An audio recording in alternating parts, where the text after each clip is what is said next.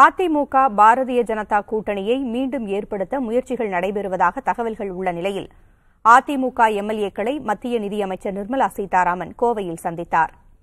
கோவையில் மத்திய அரசு சார்பில் பல்வேறு நிறுவனங்களுக்கு கடன் உதவி வழங்கும் திட்டத்தை மத்திய நிதியமைச்சர் நிர்மலா சீதாராமன் இன்று தொடக்கி வைத்து வருகிறார்.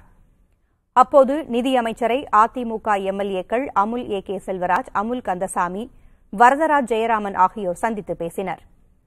கோவை தெற்கு சட்டப்பேரவை தொகுதி உறுப்பினர் வானதி சீனிவாசன் அழைப்பின் பேரில் 3 எம்எல்ஏக்களும் நிகழ்ச்சிக்கு வந்துள்ளனர். அப்போது 3 பேரும் நிர்மலா சீதாராமனை மரியாதை நிமித்தமாக சந்தித்து பேசினர். இச்சந்திப்பை அமைச்சர் நிர்மலா சீதாராமன் தனது எக்ஸ் சமூக தளத்தில் பதிவிட்டுள்ளார். சென்னையில் முதலமைச்சர் மு.க.ஸ்டாலின் தலைமையில் நடைபெற்ற காவல்துறை அதிகாரிகள் மாநாட்டில் பங்கேற்க கோவையில் உள்ள உயர் அதிகாரிகள் சென்றுவிட்டனர். இதனால் மத்திய நிதியமைச்சர் பங்கேற்ற நிகழ்ச்சியில் காவல்துறை உயரதிகாரிகள் யாரும் பங்கேற்கவில்லை என்பது குறிப்பிடத்தக்கது.